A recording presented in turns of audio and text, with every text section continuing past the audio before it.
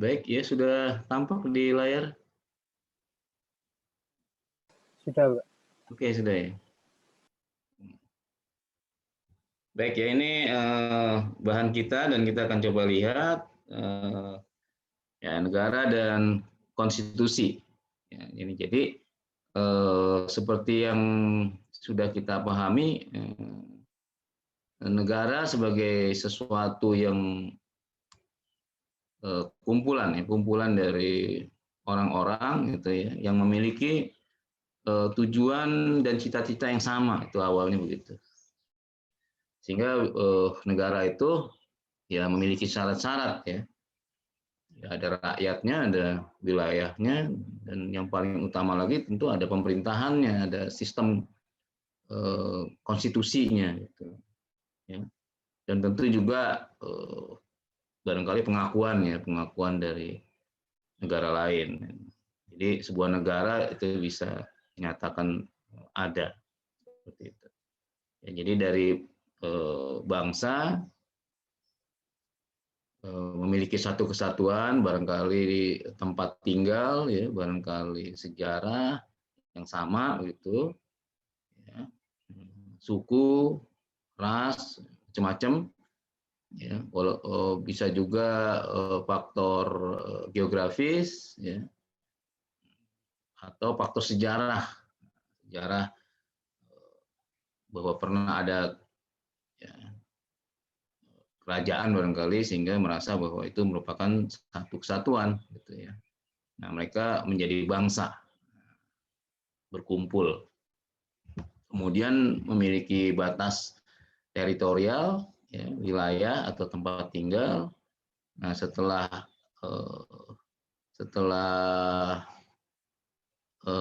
lengkap dari cita-cita yang sama, kemudian persamaan-persamaan yang ada, kemudian ada wilayah teritorial gitu. Nah, barulah disepakati sebagai sebuah negara. Nah, begitu. Ya tentu menjadi sebuah negara itu harus diproklamirkan. Nah, di dalam memproklamirkan negara pasti ada perbedaan. Misalnya negara kita nanti yang berdiri, yang kita proklamasikan itu berdiri di atas apa? Apakah agama? Apakah nilai yang lain? Kalau dia adalah sebuah ideologi apa yang akan kita pakai, yang kita gunakan? Nah, itulah cikal bakal negara. Ya tentu saja bahwa ada orang-orang yang mewakili, ya, atau yang dianggap bisa mewakili orang-orang banyak, ya mereka orang-orang yang terdidik gitu, yang memiliki kompetensi etis, ya, yang memang betul-betul bisa menjadi teladan. Dengan sendirinya beliau-beliau itulah yang dipercaya oleh rakyat. Nah, kalau di Indonesia ya kita mengenal Soekarno, ya, Bung Karno, Bung Hatta, dan sebagainya, ya, ada banyak pendiri bangsa. Jadi mereka semua punya cita-cita yang sama, tetapi memiliki perbedaan ketika menentukan negara kita ini nanti berdiri di atas apa. Jadi itu berdiri di atas apa ini nanti? Negara agama kah? Kalau dia punya ideologi sosialis kah, komunis kah, atau kapitalis kah? Nah, itu semua jadi perdebatan, perbincangan, dan akhirnya disepakati bahwa kita tidak memilih itu, tapi kita memilih ya, yang kita sebut dengan nilai-nilai Pancasila. Jadi kita menganggap bahwa kita punya nilai-nilai itu, dan nilai-nilai itu harus ada di dalam dituliskan, ada di dalam konstitusi. Jadi kata Pancasila dan 5 sila yang disepakati itu dimasukkan ke dalam konstitusi kita. sehingga kita menyebutnya sebagai Undang-Undang Dasar. Karena tahun 1945 ya kita gunakan Undang-Undang Dasar 1945. Nah itu kaitan negara dan konstitusi. Jadi setiap negara memang memiliki itu konstitusi. Tentu sejarah juga akan sangat berpengaruh, terutama di negara-negara yang memang negara itu sekarang menjadi negara modern, tetapi negara tersebut dalam sejarahnya pernah dikenal sebagai negara dalam bentuk kerajaan. Seperti Inggris itu adalah ada rajanya, sampai hari ini ada raja atau ratu. Belanda juga seperti itu. Di Eropa umumnya seperti itu. Ya. Lalu setelah itu muncullah bentuk perimbangan, nah gitu loh, bentuk perimbangan. Ya. Nah kalau di Inggris, ya, Perancis juga begitu sejarahnya. Perancis ada rajanya. Ada yang tahu raja Perancis namanya siapa? Raja Louis. Raja Louis, Louis XIV. Ya. Jadi Raja Louis terakhir ya. Louis XIV. Seingat saya sampai 14. Hari ini ada raja di Perancis? Tidak ada, Pak, setelah Tidak revolusi. Iya, jadi sudah selesai. Ya, ada revolusi sosial di Perancis. Di Inggris juga seperti itu, tapi Inggris tidak sampai seperti di Perancis. Jadi tetap masih ada menganggap adanya raja, tapi pemerintahannya tentu bukannya raja, tapi pemerintahan yang modern, yang parlementer, begitu. Jadi ada konstitusinya. Nah, oleh karena itu di Inggris konstitusi itu adalah konstitusi yang tidak tertulis, yang disebut dengan konvensi. Kalau Indonesia konstitusinya ditulis. Nah, itu karena sejarah. Jadi sekali lagi sejarah itu menjadi faktor yang menentukan. Kalau di Indonesia kan beda. Indonesia itu juga kerajaan, tetapi saat itu POC itu ya sebenarnya usaha dagang ya, yang pada akhirnya katakanlah terjadi penjajahan gitu ya. Jadi berbeda, ada perbedaan ini. Jadi kerajaannya menjadi hancur di Indonesia, ya menjadi ya tidak berkuasa dalam pengertian seperti adanya kerajaan misalnya Majapahit itu kan punya otoritas. Tapi kalau kerajaan-kerajaan setelah POC masuk itu ada juga raja, tapi tentu rajanya tidak memiliki otoritas. Jadi di bawah dari Belanda ya. POC awalnya kemudian jadi pemerintahan Belanda.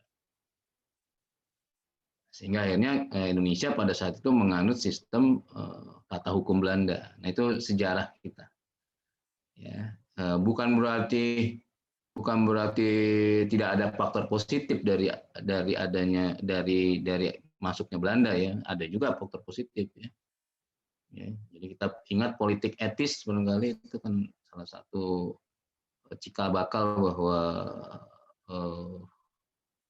kaum terpelajar di Belanda ada juga yang menganggap bahwa tindakan pemerintah Belanda di Indonesia itu tidak dibenarkan. Hingga muncullah politik etis dan itu mendorong para sebutannya dulu Bumi Putra ya, atau pribumi Bumi Putra untuk juga mengecap pendidikan, ya, mengecap pendidikan. Ya, tentu pendidikannya di Belanda. Nah itu sejarah kita, ya, sejarah kita. Kalau sejarah di Perancis tadi saya singgung sedikit, muncul revolusi sosial yang sangat ya bagi mereka itu sangat ekstrim lah, ya. Sampai akhirnya ya rajanya menjadi korban, gitu ya. Menjadi korban karena kerusuhan sosial yang kita sebut dengan revolusi sosial. Nah, sekali lagi, jadi tentu mereka di Perancis itu ya, tentu mereka sebenarnya menghormati adanya kerajaan dan mengakui adanya otoritas kerajaan. Ya. Tetapi kita mengenal yang sekarang kita sebut dengan kekuasaan itu cenderung korup, ya.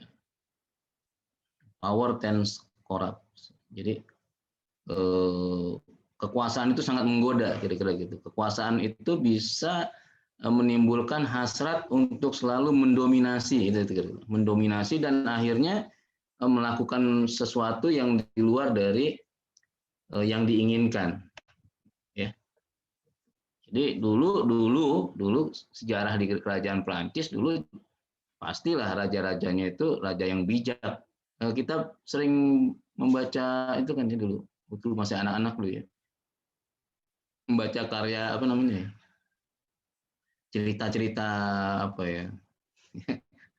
kalau yang terkenal tuh Andersen ya, H.C. Andersen. Jadi kalau kita itu digambarkan raja itulah raja yang bijaksana, raja yang sangat perhatian kepada rakyat. Ya, memang begitu. Sehingga akhirnya diangkat menjadi raja karena bisa ditiru dan menjadi panutan atau pelindung dari rakyatnya. Tapi lambat laun karena merasa bahwa kekuasaan itu sangat sangat mengasihkan gitu. Kemudian akhirnya keturunan-keturunannya kan ya, tidak seperti awalnya. Jadi makin lama makin luntur. Nah, akhirnya menimbulkan rasa ketidakadilan. Nah, kira-kira begitu. Hanya itu saja sebetulnya ya, rasa ketidakadilan.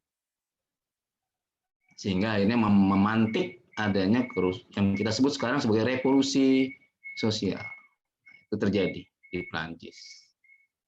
Inggris juga terjadi tetapi tidak sedramatis Prancis. Di Indonesia terjadi nggak itu, Brahmasta? Revolusi sosial terjadi nggak di Indonesia? Kalau di Indonesia itu revolusinya itu Pak, yang revolusi kemerdekaan sebenarnya. Dari yang terjajah itu untuk membentuk suatu bangsa baru, bangsa Indonesia itu sebenarnya Pak. Oke, itu ada ya, ada. Saya sependapat bahwa revolusinya bukan revolusi sosial. Tetapi di berbagai tempat muncul revolusi sosial di berbagai tempat ya. Akhirnya muncul yang namanya revolusi sosial juga. Nah, ini mengapa ini terjadi revolusi sosial? Ya karena pada saat ada raja-raja kecil, pada saat Belanda masuk, kemudian mereka menghancurkan kekuatan kerajaan besar, gitu kan ceritanya ya. Kemudian tapi masih punya politik ya. Belanda memiliki politik yang namanya divide et impera, ya, pecah belah. Siapa yang dipecah belah itu? Ya dia memecah belah antara orang-orang yang ada di raja-raja kecil tadi, kesultanan atau apapun namanya itu, dia kasih hak istimewa. Bahkan pemerintah Belanda itu membagi, ya kalau di situ ada hasil alamnya itu dibagi kepada keluarga kerajaan, sehingga keluarga kerajaan itu mempunyai hak istimewa. Nah itu yang menimbulkan bibit revolusi sosial yang ada di berbagai tempat di Indonesia. Jadi kalau Anda pernah mendengar seseorang yang bernama Amir Hamzah, pernah dengar? Siapa tuh Amir Hamzah? Ini sejarah kita. Amir Hamzah itu sastrawan ya Pak? Iya betul. Ya, jadi dia adalah sastrawan. Ya. Jadi dia adalah salah satu pelopor dari pujangga baru. Itu zaman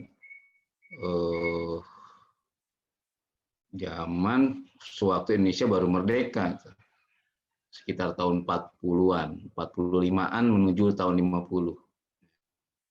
Nah, setelah merdeka, Indonesia merdeka, nah, ini ada perbedaan pandang, perbedaan pandang antara keluarga raja yang ada di satu tempat.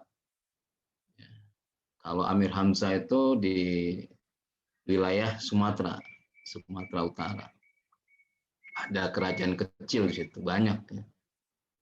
Ada Langkat, ada Perlak, ada macam-macam. Dan di Medan sendiri sekarang masih ada namanya Istana Maimun.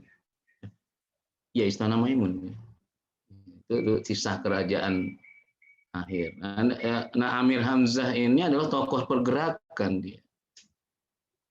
Jadi dia adalah tokoh pergerakan Amir Hamzah. Jadi Republikan. Jadi kalau orang mengatakan itu dia orang Republik, bukannya pro kepada Belanda. Nah, tetapi Amir Hamzah kebetulan adalah anak dari Sultan. Jadi Anda kalau mendengar ya, sekarang ini orang mengatakan Sultan itu memang artinya orang kaya raya itu. Ya. Anda bisa bayangkan itu ada yang dari Riau ya. Ada yang dari Riau nggak? Nggak ada. Pernah mendengar Sultan Siak, Kerajaan Siak di Riau? Itu kalau melihat di itunya museumnya itu luar biasa tuh ya. Jadi sampai hari ini keturunan dari Sultan Siak itu ya orang terpandang gitu. Karena dulunya keturunan di atasnya tahun 40-an itu atau sebelum Indonesia merdeka itu mereka menjadi punya kekuasaan. Nah, jadi yang kembali ke cerita tadi revolusi sosial yang ada di Indonesia itu ada. Salah satunya adalah menimpa Amir Hamzah. Jadi seorang penyair Republikan, tetapi disalahartikan karena kebetulan saja beliau itu adalah anak sultan. Dan pada saat, nah ini namanya kan sejarah. Pada saat terjadinya kegentingan sosial di sana di Sumatera Utara sana, secara kebetulan Amir Hamzah ada di situ. Secara kebetulan. Padahal sebetulnya Amir Hamzah itu ada di Jakarta. Ya, hidup di Jakarta awalnya. Ya.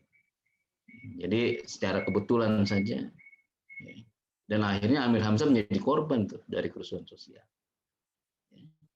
Meninggal karena hilang. Hilang, setelah itu baru beberapa tahun kemudian atau beberapa tahun kemudian baru diketahui bahwa Amir Hamzah telah wafat karena dibunuh oleh orang-orang yang mengaku Republik. Nah, jadi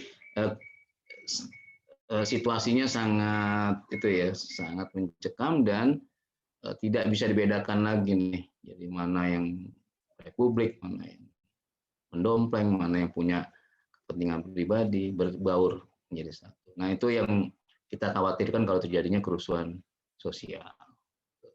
Seperti di Perancis itu sangat dahsyat itu. Ya, kerusuhan sosialnya. Nah, itu sekali lagi jadi negara dan konstitusi selalu dikaitkan dengan faktor sejarah. Nah, Indonesia seperti yang tadi Brah Masta katakan memang bukan revolusi sosial di Indonesia, tapi yang ada adalah revolusi kemerdekaan. Ini yang membedakan dengan negara-negara di Eropa. Oke, kita lanjut sedikit lagi. Nah, ini pengertian negara saya kira bisa kita lewatkan ya.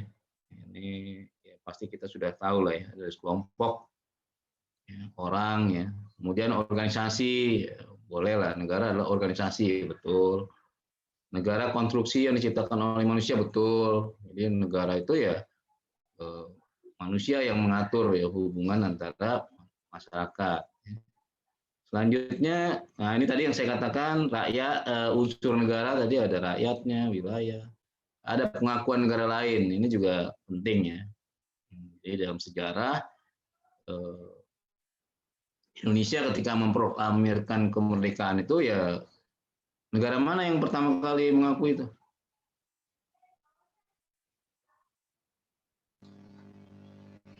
India mungkin Pak. Ya Mesir ya, India, Mesir. India barangkali masih bergolak juga ya, masih belum stabil ya. Di pertama kali Mesir ya, Mesir yang mengakui. Kemudian ini sekali lagi, jadi kalau orang mengatakan demi kepentingan rakyat, maka orang biasa rakyat yang mana? Atau siapa rakyat itu? Jadi kalau mengatakan bahwa saat pandemi COVID ini kita sangat prihatin sehingga kita harus selalu bahu membahu gitu demi kepentingan rakyat. Itu kan kalimat-kalimat yang sering kita dengar. Di rakyat itu sebetulnya bisa dalam wujud penduduk atau bukan penduduk. Jadi kalau bukan penduduk berarti siapa?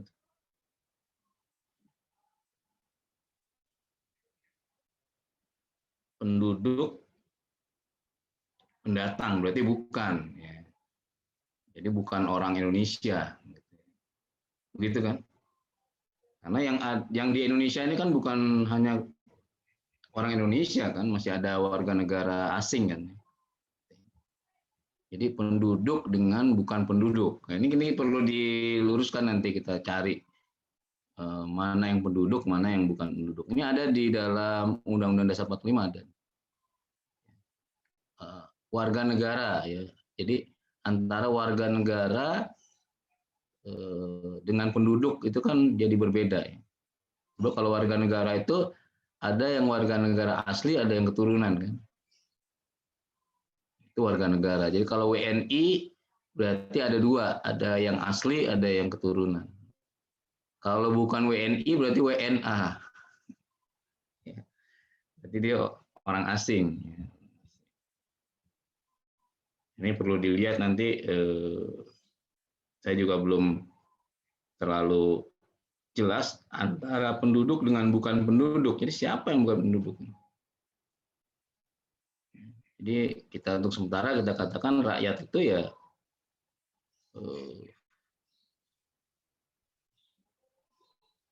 ada dua ya, ada WNI, ada WNA.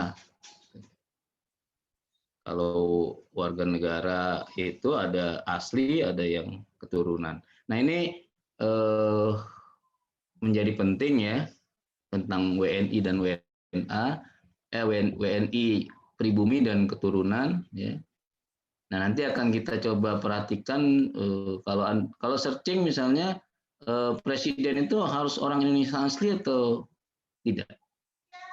Coba searching.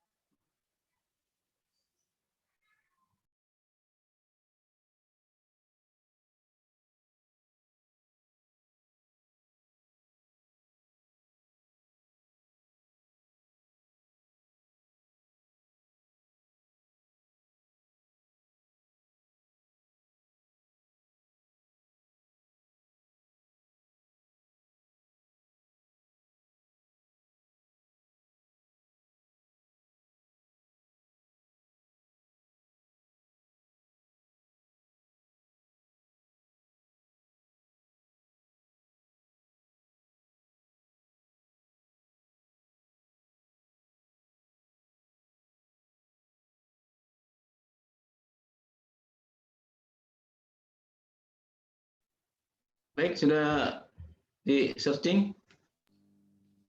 tentang presiden itu harus orang Indonesia asli atau tidak?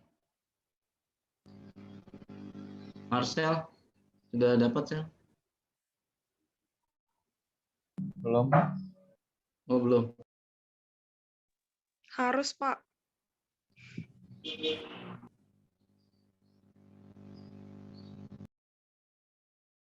Di pasal berapa, Maria?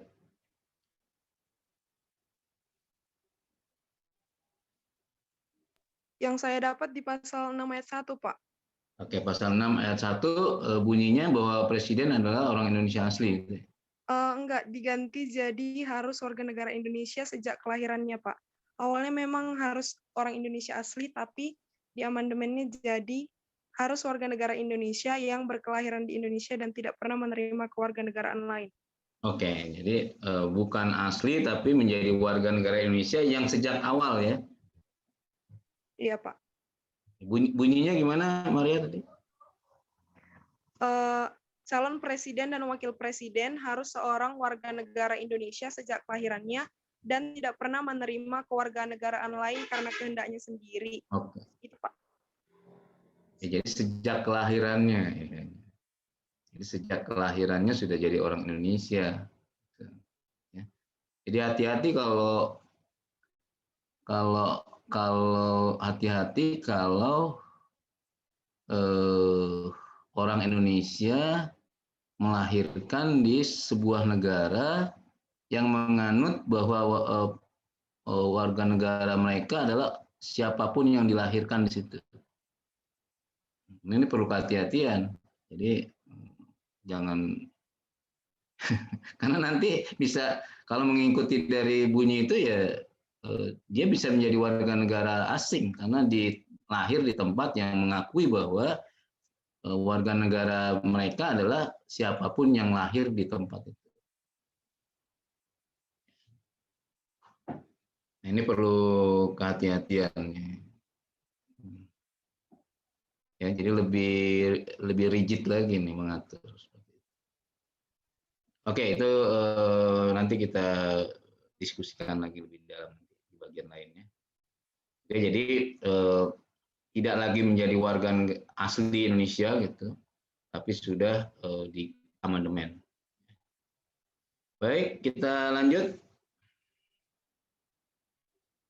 Nah, ini status kewarganegaraan ya. Jadi kalau kita menjadi warga negara Indonesia, berarti kita berhak dilindungi di luar negeri. Nah, itu ya. Suatu negara berhak untuk menolak mengekstradisi warga negaranya kepada negara lain. Jadi ada menolak ekstradisi.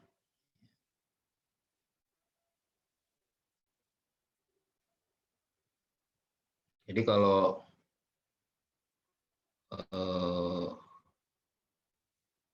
orang Indonesia melakukan kepada negara lain, jadi suatu negara berhak untuk menolak mengekstradisi negaranya kepada negara lain. Jadi Pak, sebetulnya negara melindungi hak rakyatnya. Jadi negara itu berhak untuk menolak misalnya mengirimkan warga negara Indonesia misalnya atas permintaan negara lain. Jadi barangkali ada sesuatu sehingga negara lain meminta Indonesia untuk mengantarkan atau mereka ingin menjemput secara paksa misalnya. Itu negara berhak untuk menolak. Kewarganegaraan, nah ini kewarganegaraan dapat diperoleh berdasarkan kewarganegaraan orang tua atau tempat kelahiran. Nah, ini tempat kelahiran. Jadi kalau Indonesia menganut apa ini? Ius soli atau ius sanguinis? Keduanya, Pak. searching dulu. Dua-duanya, Pak. Dua-duanya, Pak. Dua-duanya, Pak. Kita bisa dua-duanya. Oke.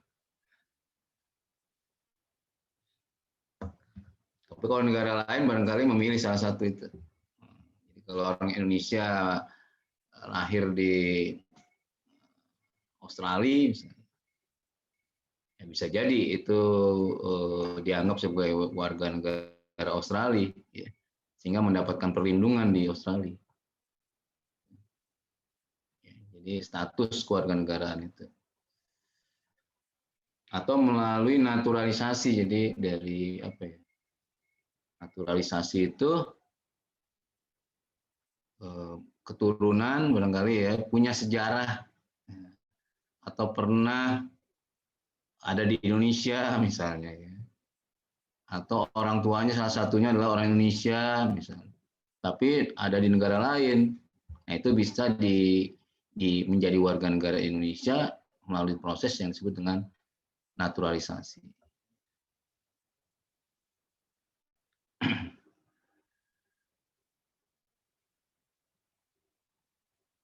Kalau ada orang luar negeri ingin menjadi warga negara Indonesia bisa nggak? Bisa dengan syarat. Bisa dengan syarat. Tadi kan WNI itu ada berapa tadi? Ada ini ya tadi.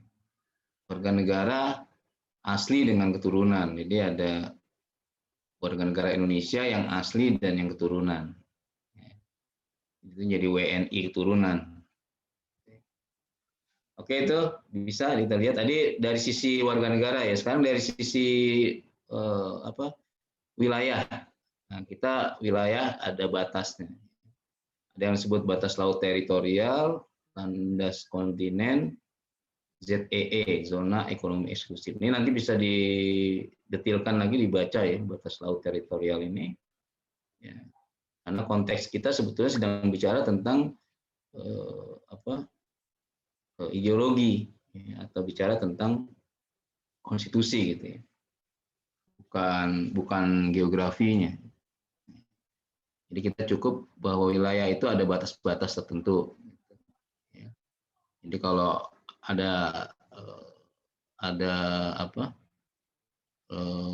warga orang asing ya, ada orang asing yang masuk ke wilayah kita ya tentu kita berhak untuk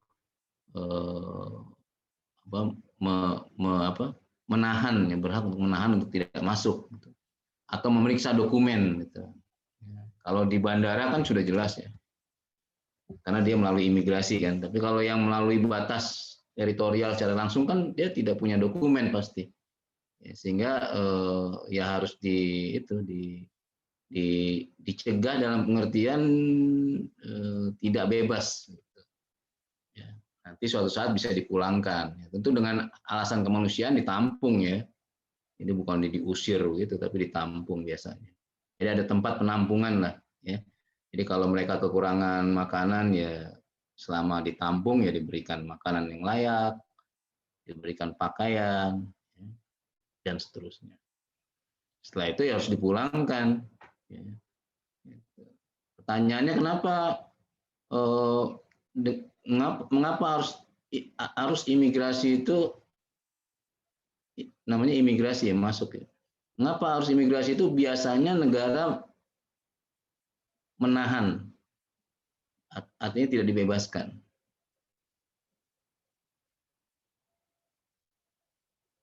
Alasannya apa tuh? Jadi kalau ada pernah dengar manusia perahu ya?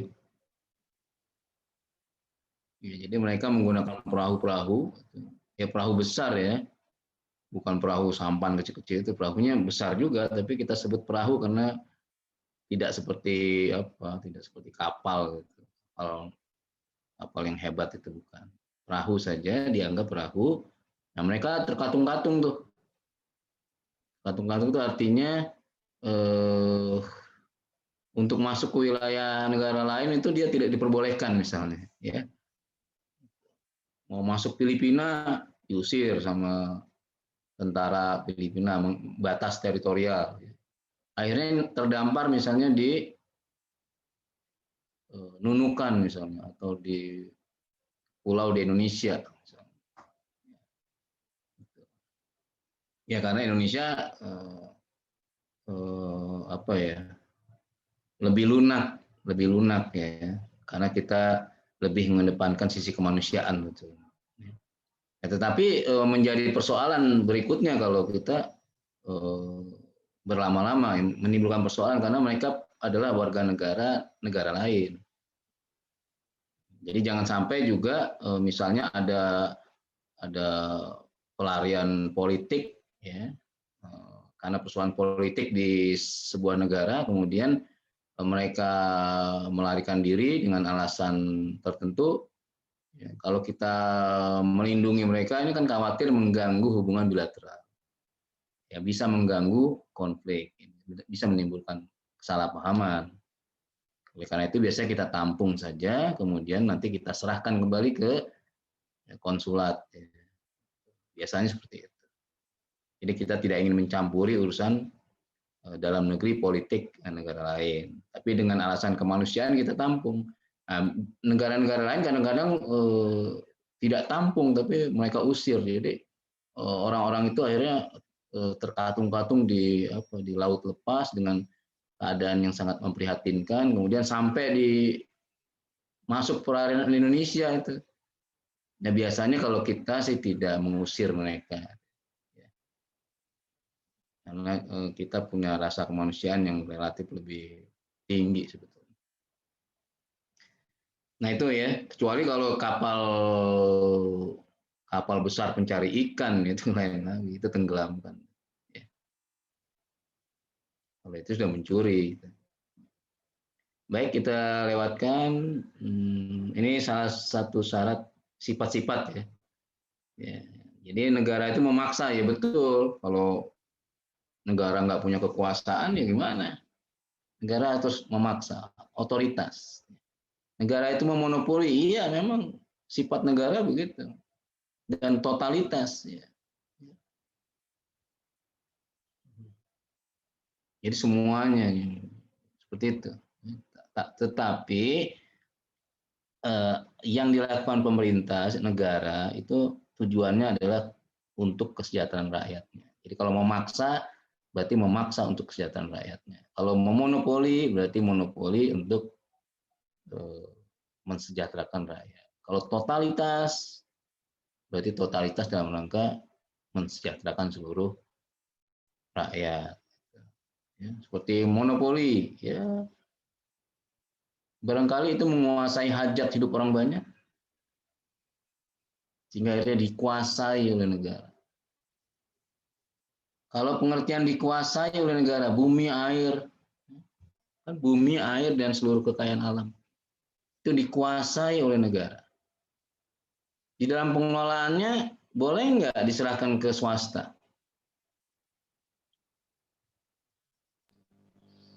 Boleh Bisa, atau? Pak. Bisa saja. Bisa. Jadi, boleh nggak dimiliki oleh swasta? Kepemilikan pengelolaan itu boleh nggak? Kalau dimiliki nggak boleh. Biasanya kayak pakai skema kontrak karya gitu tuh loh Pak. Iya. Saya. Ya kalau kontrak karya itu sebuah perusahaan bisa nggak dia jual sahamnya? Soal saham kan kepemilikan sebenarnya. Kepemilikan dalam keikutsertaan modal ya. Bukan memiliki dalam pengertian bisa dia jual dia bukan. Kepemilikan dalam pengertian kepemilikan aset modal. Boleh, Pak. Boleh ya, boleh. Jadi kata-kata dikuasai itu lebih tinggi bobotnya dibanding memiliki. Jadi orang boleh memiliki kepemilikan sahamnya, tapi dia tidak bisa menguasai. Jadi Anda memiliki 20% misalnya, tapi Anda nggak berkuasa terhadap aset itu. Kenapa? Karena pemerintah menguasai itu. Jadi pemerintah punya saham mayoritas, jadi diperbolehkan ya, dalam pengelolaannya diperbolehkan. Jadi bukan berarti negara yang bekerja gitu. Jadi negara menguasai bukan berarti negara yang mengerjakan. kalau proyek negara, misalnya proyek negara, proyek jalan negara, itu yang melaksanakan perusahaan atau Kementerian PU-nya?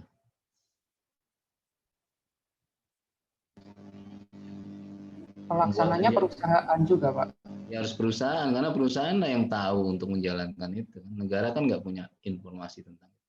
Tugas negara hanyalah untuk menjamin bahwa keberadaan aset itu menjadi membuat kesejahteraan rakyat menjadi meningkat. Jadi lewat jalan yang diperbarui, ya, yang dikeluarkan dari anggaran pemerintah, rakyat merasakan manfaat.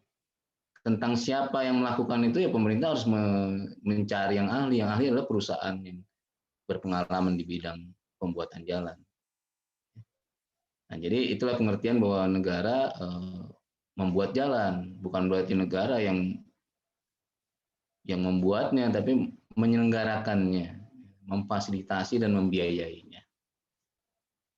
Ya tentu dengan skema-skema yang lebih modern ya. Itu ada di Kementerian Keuangan, skema tentang pembiayaan. Oke, kita lanjut. Jadi boleh nggak negara memaksa? Ya memang sifat negara memaksa. Harus dipaksa. Bayar pajak boleh nggak dipaksa? Ya memang harus dipaksa. Kalau nggak dipaksa nanti orang nggak mau membayar. Jadi kalau dikatakan, wah negara kok maksa orang bayar pajak? Ya memang sifat negara itu memaksa. Kalau nggak memaksa dia bukan negara. Tapi sekali lagi tentu memaksa dalam pengertian nanti untuk kesejahteraan rakyat. Pendidikan dasar itu dipaksa nggak? Wajib belajar nggak? Sampai SMA 12 tahun. Wajib. Jadi dipaksa. Jadi tidak boleh ada anak Indonesia dalam usia sekolah yang bekerja, nggak boleh. Kalau ada yang melakukan itu, ditanya orang tuanya, RT setempatnya, ya, dinas pendidikan yang ada di wilayah itu ditanya, Anda gimana ada anak Indonesia yang nggak sekolah? Mereka ditanya, karena harus bertanggung jawab, negara harus bertanggung jawab karena negara memaksa. Kalau pada akhirnya ternyata tidak berhasil, yaitu lain hal, tapi negara harus memaksa. Sehingga negara mewajibkan anak Indonesia usia sekolah dasar sampai menengah untuk ada di bangku sekolah. Konsekuensinya adalah ya pemerintah harus membiayai itu. Sehingga kalau pemerintah mengatakan wajib belajar, maka seluruhnya gratis. Makanya wajib belajar hanya 12 tahun. Coba kalau wajib belajar itu sampai perguruan tinggi, maka setiap anak Indonesia menuntut bahwa saya ingin kuliah dan negara harus membiayai. Itu dasar berpikirnya, filosofi pendidikan. Ya, oke. Kita lanjut. Ya, ini fungsi pertahanan keamanan ada dan seterusnya ya. Oke, fungsi keadilan dan seterusnya. Fungsi kesejahteraan tadi yang saya katakan, kemakmuran, keadilan. Kemudian kekuatan negara ini ada macam-macam yang kita sebut dengan apa ya? Ya, seluruh kekuatan atau elemennya. Ada SDM-nya, ada SDA-nya, macam-macam. Kemudian konstitusi ada yang tertulis, tidak tertulis. Yang tidak tertulis disebut konvensi, contohnya di Inggris. Tadi sejarahnya memang seperti itu. Kalau di Indonesia tentu yang tertulis. Yang mudah dirubah yang mana? Yang tertulis atau yang tidak tertulis? Yang mudah dirubah. Tertulis, Pak. Yang Tertulis. Tertulis, betul. Yang tertulis yang mudah, yang susah kan kalau kesepakatan tidak tertulis. Itu sangat susah karena itu konvensi. Ya. Turun temurun itu susah untuk kalau tertulis mudah untuk dirubah. Ya. Relatif kan. Jadi konvensi adalah hukum dasar yang tidak tertulis. Oke, ini bisa sebagai hukum dasar, kemudian sebagai hukum yang tertinggi. Jadi urutan peraturan perundang-undangan itu paling tinggi adalah Undang-Undang Dasar 1945. Oke. Oke, hal-hal yang diatur ini pembagian kekuasaan negara, hubungan antar lembaga negara. Jadi hubungan antar lembaga negara, hubungan antara DPR dengan presiden itu berarti ada di dalam Undang-Undang Dasar. Hubungan antara presiden dengan MPR misalnya ada di dalam. Hubungan antara MK misalnya dengan presiden itu diatur di dalam Undang-Undang Dasar. Itu adalah contoh-contoh bahwa hubungan antara lembaga negara itu ada di dalam konstitusi. Pembagian kekuasaan negara, presiden sebagai apa? Legislatif, eksekutif. Kemudian peradilan siapa? Peradilan berarti yudikatif. Lalu yang legislatif yang mana? Semua diatur sedemikian rupa. Kemudian juga mengatur tentang hubungan negara dengan warga negara. Hubungan negara dengan warga. Misalnya pendidikan yang layak, bagaimana nih? Pekerjaan. Lalu mereka-mereka yang terlantar, ini siapa yang mengurus ini? Ini semua diatur di dalam Undang-Undang Dasar 1945. Oke, di sini ada pertanyaan? Ya, ini sejarah, saya kira ini bisa dibaca, konstitusi yang pernah ada, tinggal dibaca saja nih. Ya, kita kembali ke Undang-Undang Dasar 45 tanggal 5 Juli 1959. Ya. Tapi sebelum ini ada peristiwanya ya. Jadi sebelum 5 Juli ini kan tidak tiba-tiba begitu ya. Tidak tiba-tiba kembali ke Undang-Undang Dasar 45 ya. Kan kembali ke Undang-Undang Dasar 45 itu tanggal 5 Juli 59. Nah, dalam sejarahnya itu kita menggunakan saat itu sistem parlementer. Jadi bukan presidensial, tapi parlementer. Jadi ada Perdana Menteri.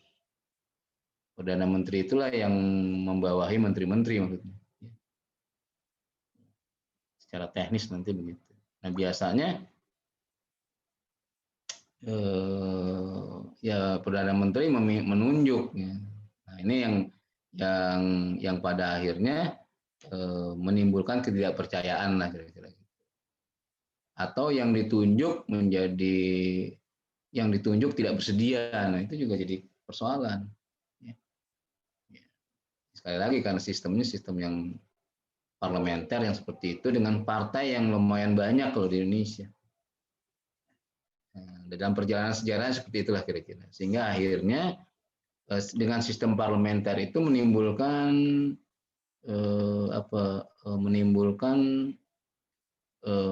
ketidakstabilan politik karena selalu berganti-ganti. Jadi parlemen Amir Prawinan Negara, kabinet presidensial, kabinet parlementer, siapa lagi itu. Jadi belum bisa bekerja secara konkret, tapi sudah diganggu oleh partai-partai politik. Nah, ini yang menimbulkan ketidakstabilan politik pada saat itu. Presiden Soekarno mengambil putusan yang mengagetkan, yaitu apa? Kembali ke Undang-Undang Dasar 1945. Jadi kembali ke Undang-Undang Dasar 45 itu diputuskan oleh presiden, bukan oleh konstituante. Konstituante itu hasil pemilu tahun 59. Jadi Anda bisa bayangkan presiden dalam sistem parlementer kemudian mengeluarkan satu maklumat yang isinya adalah oke, kita kembali ke Undang-Undang Dasar 45. Ketok gitu. Ketok palu. Konsekuensinya apa? Konsekuensinya adalah konstituantenya bubar. Jadi hasil pemilu dibubarkan oleh Presiden Soekarno yang lewat disebut dengan Dekret Presiden 5 Juli 1959. Jadi kita kembali lagi ke Undang-Undang Dasar 1945. Nah ini berita ini harus kita pelajari kembali, ya, supaya kita mendapatkan posisi pandangan kita menjadi lebih tepat, lebih adil. Ya. Jadi situasi yang memungkinkan kita kembali ke Undang-Undang Dasar 45. Ya. Ya, jadi kita tidak selalu mendapatkan semua yang kita inginkan, tapi kita harus melakukan pilihan. Ya. Jadi dalam memilih itu kita memilih pilihan yang terbaik dari alternatif pilihan yang ada. Dan kita hampir-hampir tidak pernah mendapatkan seluruh apa yang kita inginkan, atau sesuatu yang ideal itu hampir-hampir kita tidak pernah dapatkan dalam semua hal, ya. Oke, itu saya kira ya untuk bahan kita, dan ini bisa Anda baca nih.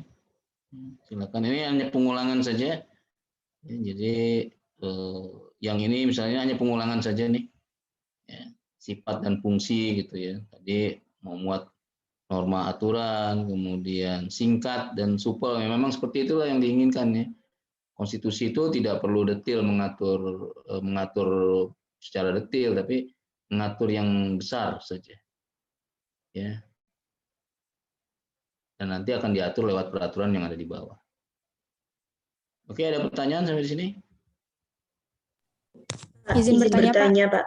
Oh ya, silakan. Shirley, silakan. Shirley. Iya, Pak.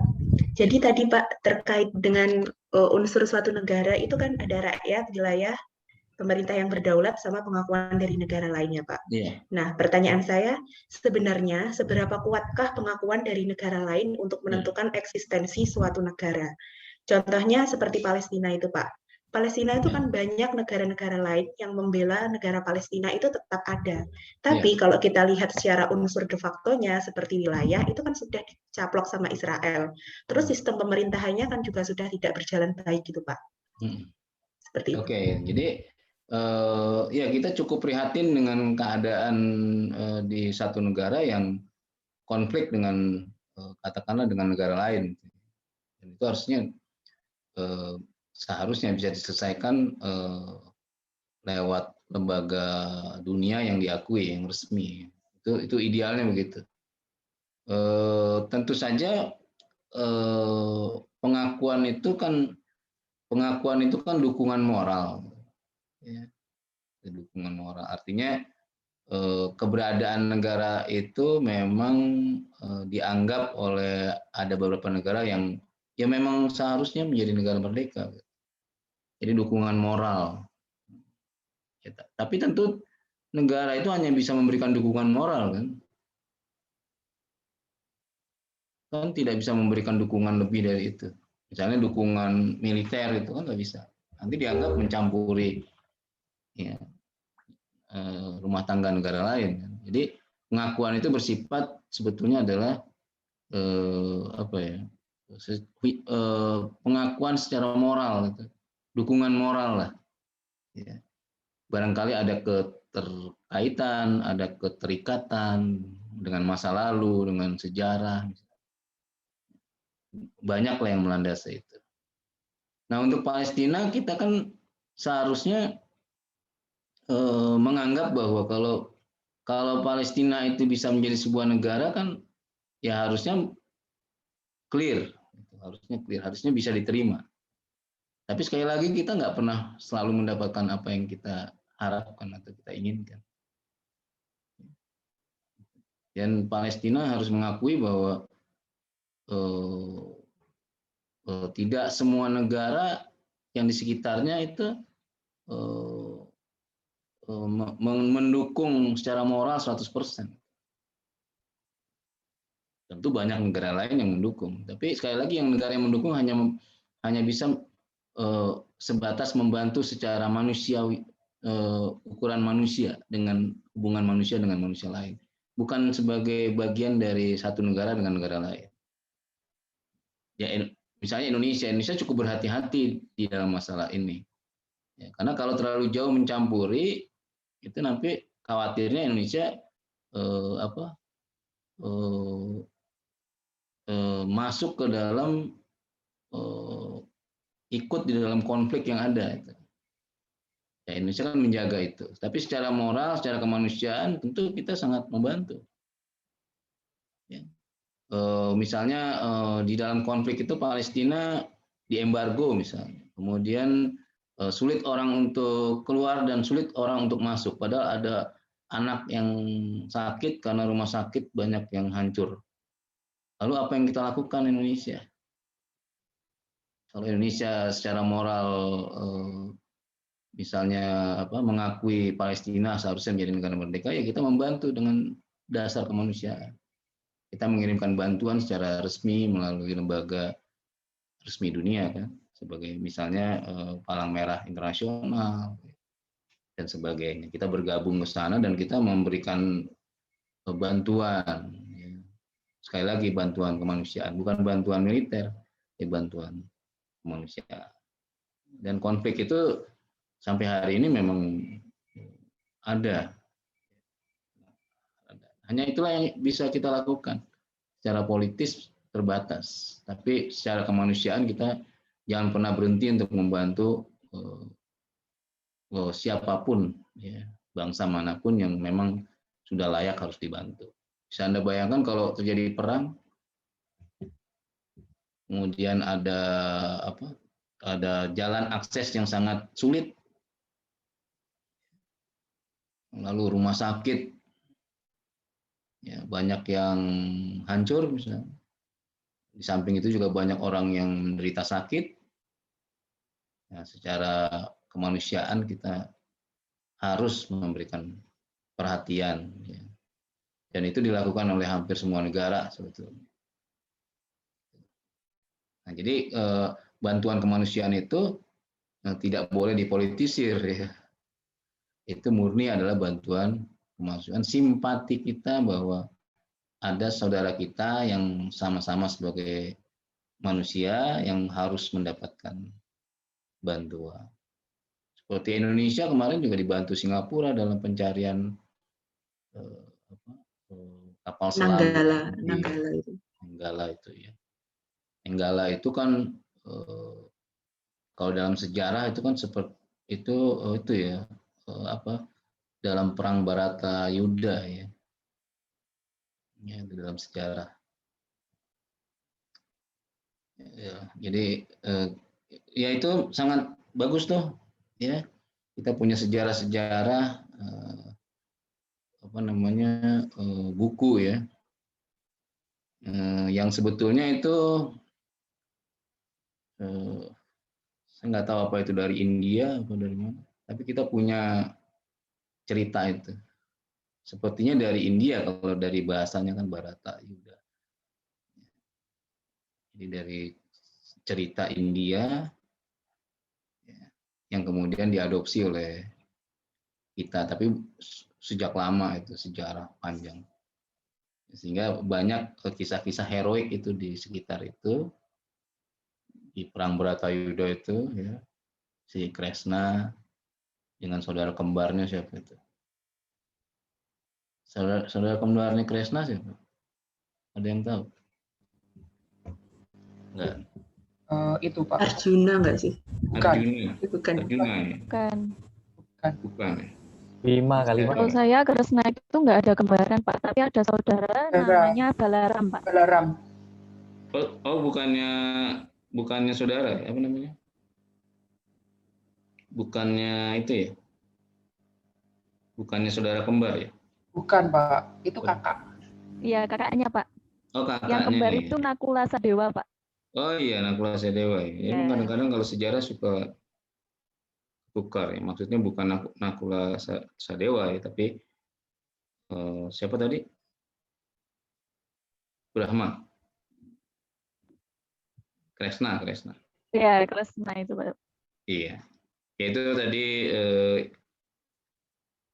ada di dalam sejarah kita ya. Sejarah itu artinya buku-buku. Ya kita bercampur lah buku itu ya. Kita nggak tahu buku itu apa memang betul dari sejarahnya, tapi sampai hari ini kisah-kisah itu masih relevan di kita. Ya. Yang penting ada nilai positif ya, jiwa satria misalnya. Ya, jiwa satria bahwa walaupun kalah tapi kita mengakui gitu. Yang menang pun juga tidak ini setelah kalah itu, setelah ada kemenangan itu tidak menjajah begitu, tapi malah sering dikaitkan lagi ke hubungan kekeluargaannya. Ya, ada yang dikawinkan misalnya, ada putrinya ini dengan siapa dulunya berperang tapi akhirnya disatukan.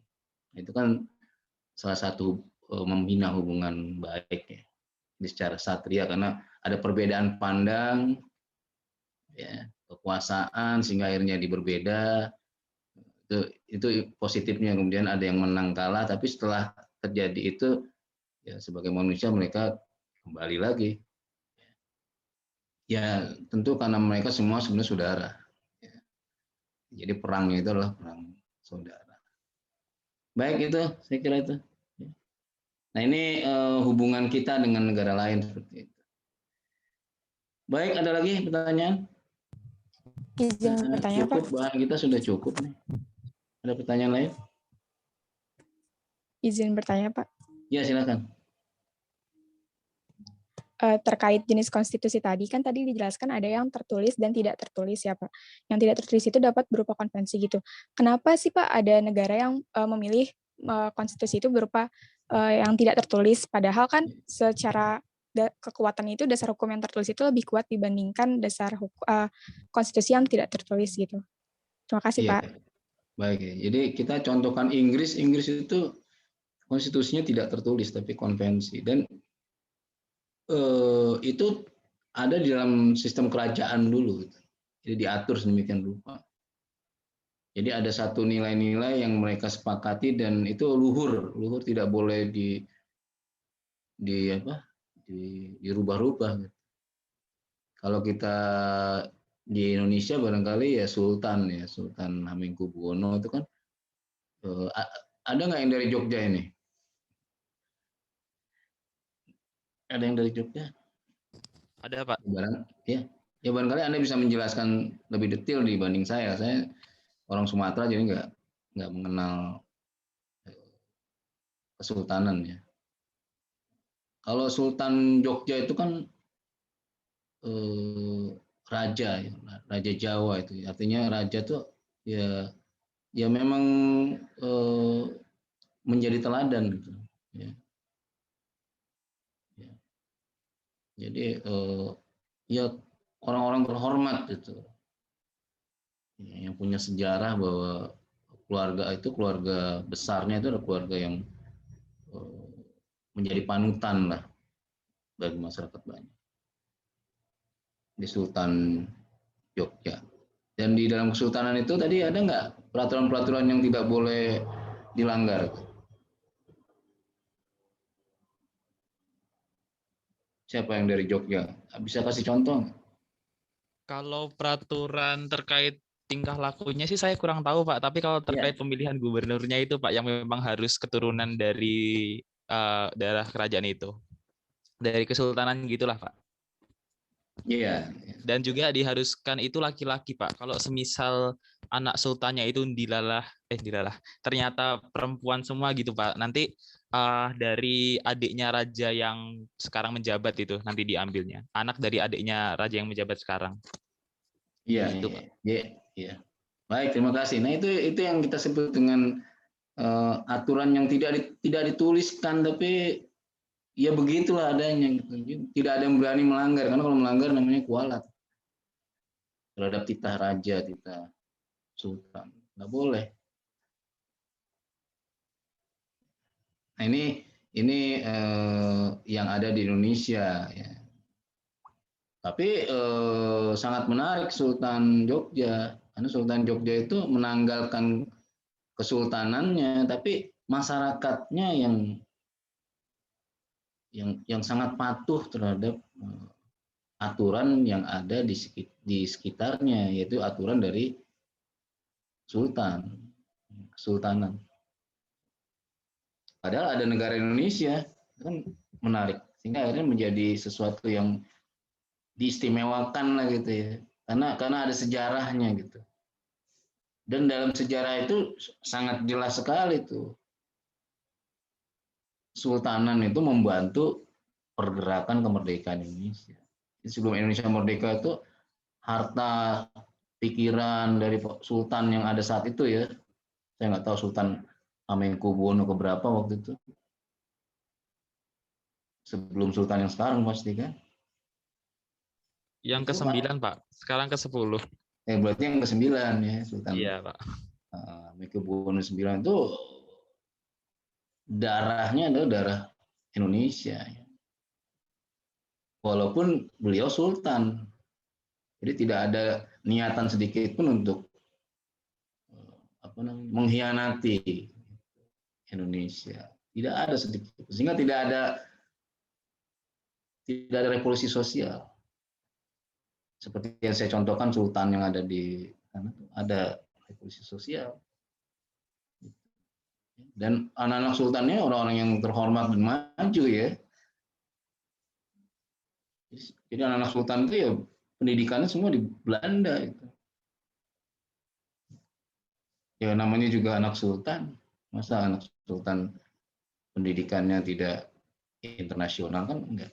Artinya nilai-nilai luhur yang ada tetap ada, tapi jiwa pemikiran dan cara berpikirnya itu sudah internasional.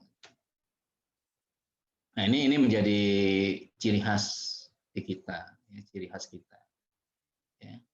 Jadi anak sultan itu anak-anak yang terpelajar gitu dan republikan, udah pasti itu sampai hari ini. Nah mengingat jasa-jasa itu, ya kesetiaan sultan terhadap Indonesia, maka Presiden Soekarno ya tentu berembuk dengan yang lain-lain itu menganggap bahwa Jogja tidak bisa disamakan posisinya dengan, bukan berarti anak emas kan, bukan, tapi begitulah penghargaan Republik terhadap dukungan kesultanan yang ada di Jogja, sehingga disebut daerah istimewa, karena punya sejarah yang seperti itu. Ya. Dan sampai hari ini diberikan peraturan yang berbeda dengan daerah lain kan dalam pemilihan gubernur. Jadi siapa yang masa berani melawan sultan itu kan? Ya kalaupun seandainya dipilih itu pasti ya sultan pasti dipercaya sama masyarakat Jogja untuk memimpin Jogja. Jadi nggak ada satu pun komponen orang yang ada di Jogja yang berani untuk bersanding melawan sultan. Itu kan kesepakatan yang tidak tertulis kan, Abu Rizal? Iya, bahwa kalau pemilihan gubernurnya sih kayaknya ada pergubnya sih Pak, tapi sebelumnya itu memang nggak tertulis. Ya, artinya yang disepakati itu bahwa sultan lah yang akan menjadi gubernur itu kan tidak ditulis. Ya, tidak ditulis. Ya, dan tidak perlu ditulis karena masyarakat Jogja pasti memilih sultannya. Coba bayangkan seandainya di Jogja diberikan sama dengan pilgub yang lain, coba misalnya ada partai politik di sana. Nggak ada juga partai politik yang berani mencalonkan melawan sultan di Jogja. Siapa? Pasti kalah sama, nggak laku. Ya. Karena apa? Kesetiaan masyarakat Jogja terhadap sultan. Sehingga secara tidak tertulis kualat kalau ada ya, ada komponen, ada organisasi yang melawan atau bertentangan dengan pendapat dari sultan. Kualat dia percaya itu. barangkali hidupnya akan menjadi sial barangkali itu dalam pandangan masyarakat Jogja kan sangat kental seperti itu. Ya. Nah ini yang saya katakan tadi, ini sebuah konvensi gitu. Ya, yang justru sakral. Coba Anda bayangkan kalau dia dalam bentuk yang ditulis. Udah kita rubah aja karena sudah ditulis itu dirubah. Sehingga akhirnya dirubah. Tapi kalau yang tidak tertulis coba bayangkan. Namanya saja tidak ditulis, mau dirubah. Berarti yang harus dihadapi siapa itu? Ya orang-orang Jogja itu. Ya nggak mungkin. Nggak mungkin. Ya, jadi sekali lagi justru yang tidak tertulis tadi itu sesuatu yang sangat sulit untuk dirubah. Sudah bisa dipastikan. Tapi kalau sudah ditulis bisa diamandemen dengan cepat. Karena pasal-pasalnya itu sudah clear ditulis. Secara eksplisit. Jadi makna implisit itu lebih sakral ya. Nah itulah ciri khas dari kesultanan di Jogja. Dan sampai hari ini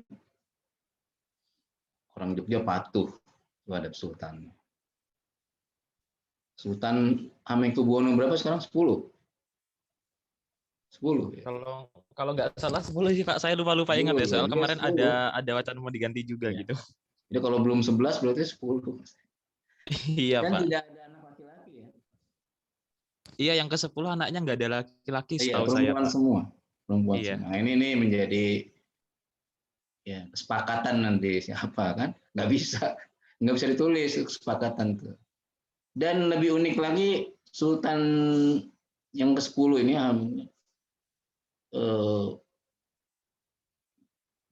punya anak 4 tidak salah. 4 kalau tidak salah anak. Perempuan semua dan hanya 4.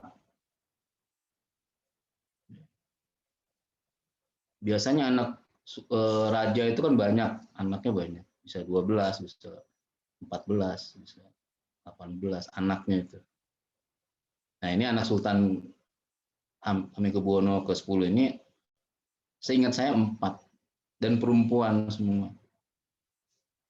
Nah, kita nggak tahu kesepakatan masyarakat Jogja. Barangkali Tabel Rizal tadi tahu deh siapa nanti akan mengganti Sultan. Ya pasti harus ada penggantinya kan? Iya. Ya udah kita serahkan saja kepada masyarakat Jogja ya. Tapi itu adalah contoh dari konvensi, sangat bagus itu contoh. Ya. Oke, ada lagi pertanyaan? Izin bertanya, Pak. Tadi ada lagi satu tadi. Izin bertanya, Pak. Silakan yang ada mau bertanya silakan. Iya, Pak. Terkait unsur yang menentukan kekuatan suatu negara itu kan salah satunya teritorial negara ya, Pak. Nah, itu sebenarnya kriterianya bagaimana sih, Pak? Soalnya kalau melihat contoh negara Singapura, Pak. Negara Singapura kan teritorialnya bisa dibilang tidak terlalu luas sih, Pak. Kalau dibandingkan Indonesia, tapi mereka udah menjadi negara maju, sedangkan Indonesia yang teritorialnya 2 kali lebih besar, malah lebih dari 2 kali lebih besar, itu masih terbilang negara berkembang, Pak. Iya, memang dari sisi itu ya kita dari sisi ekonomi memang masuk negara berkembang ya, dari sisi pendapatan. Jadi banyak faktor yang berpengaruh terhadap itu, misalnya jumlah penduduk pengaruh, kemudian bentuk negara pengaruh, artinya secara demografi Indonesia kepulauan ya, artinya punya kesulitan yang relatif lebih tinggi dibanding Singapura. Ya. Dan jumlah rakyat yang banyak ini kan juga menjadi sangat gitu ya. Oke, sebentar, saya harus kembali dulu ke portal. Kita selesai jam berapa? 9:10. 9.10 Pak. 9:10 ya? Oke, saya sambil cerita saya boleh kembali ke portal dulu ya. supaya saya bisa isi daftar hadirnya biar nggak hilang. Boleh, Pak. Oke. Oke, jadi seperti itu ya. Jadi banyak faktor ya. Banyak faktor yang mengaruh. Ya, termasuk tadi jumlah penduduk juga mengaruh terhadap kegiatan ekonomi kan ya. Jadi Singapura itu lebih kecil, tapi ya tadi ya, sehingga pendapatan per kapitanya lebih tinggi gitu kan maksudnya. Ya. Kalau Malaysia gimana, Indonesia dengan Malaysia?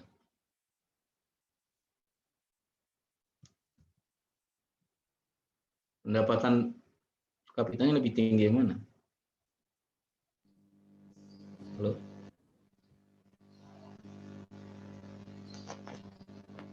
Dengan Malaysia lebih tinggi sana, Pak. Lebih tinggi kalau sana. Per kapitanya. Per kapita karena memang jumlah penduduknya kan relatif lebih sedikit ya. Jadi pengaruh gitu. Tapi mau tidak mau ya kalau kita mengacu ke sana ya kita dari sisi pendapatan per kapita lebih kecil berarti lebih makmur mereka kan. Itu yang kita katakan begitu. Nah, jadi Indonesia itu seharusnya menjadi negara maju seharusnya kan kita punya potensi yang sana. Ya. Jumlah penduduk yang banyak itu Anda memandangnya pesimis atau optimis?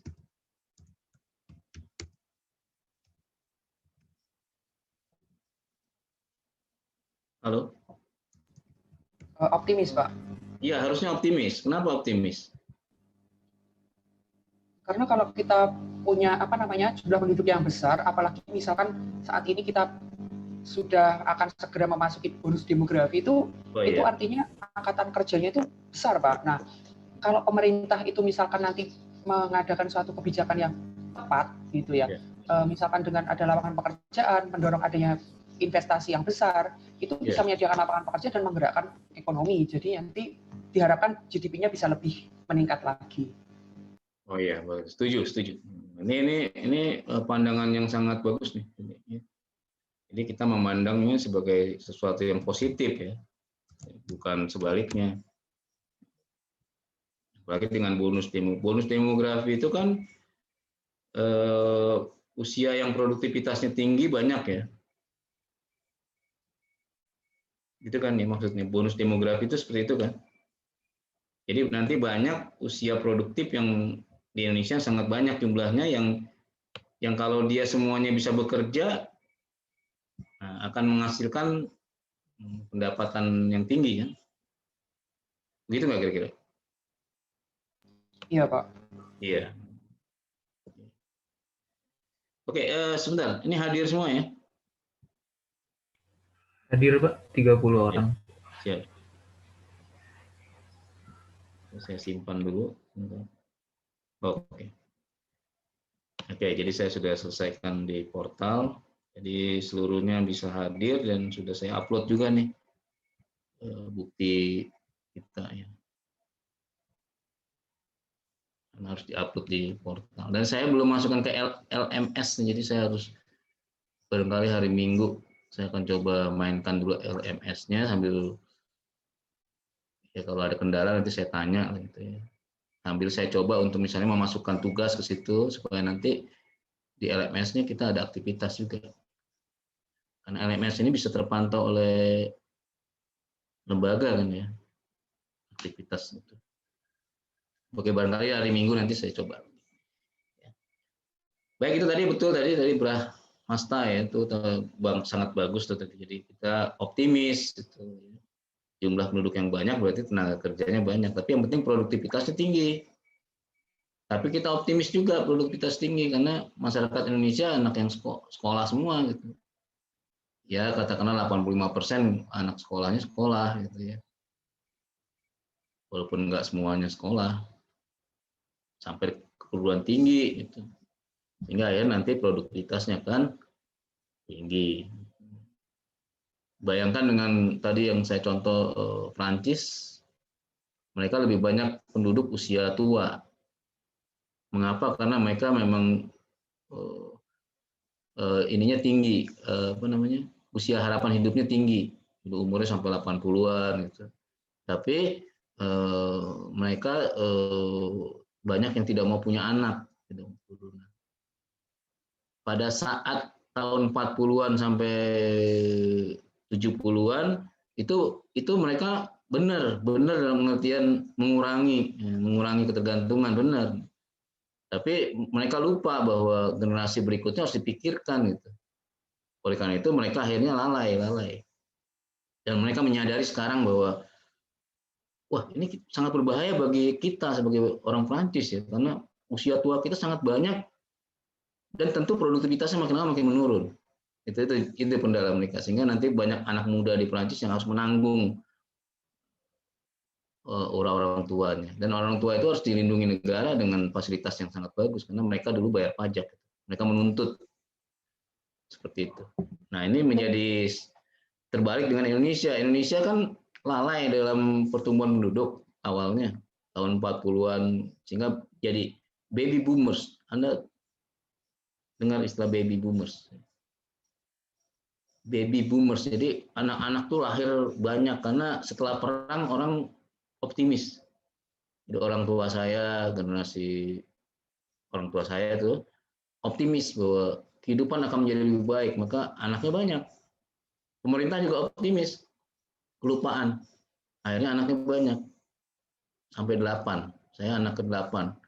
Nah, tahun 72 baru ada program pemerintah tentang KB. Tahun 72 baru ada. Nah, hasilnya ya kita menikmati hari ini. Ya. Karena tahun 72 program KB itu sampai 10 tahun belum ada kelihatan hasilnya, orang masih optimis, jadi anak masih banyak. Tapi hari ini beda. Anak saya 4, teman saya anaknya cuma 2, kakak saya anaknya cuma 2, ada yang anaknya 1. Jadi kita semakin sedikit, tapi karena tahun 70-an baby boomers, sehingga akhirnya jumlah kita masih relatif jauh lebih banyak daripada negara Eropa. Dan itu tahun 2040-an Anda yang akan menikmati itu, karena nanti generasi Anda yang jadi pemegang kekuasaan di 2045 ya. 2040-an. Pasti Anda pasti. Jadi 20 tahun kemudian, 15 tahun kemudian generasimu ya. Dan itu bonus demografi yang dikatakan Brahma. Dan semoga itu bisa menjadi kebaikan lah bagi bangsa kita ya. Oke, saya kira cukup demikian ya. Ya, kita akhiri. Kalau tidak ada lagi pertanyaan, saya tutup. Assalamualaikum warahmatullahi wabarakatuh. Waalaikumsalam warahmatullahi Waalaikumsalam warahmatullahi wabarakatuh. Terima kasih, Pak. Ya, sama-sama. Oke, saya duluan ya, izin ya. wabarakatuh. Iya, Pak.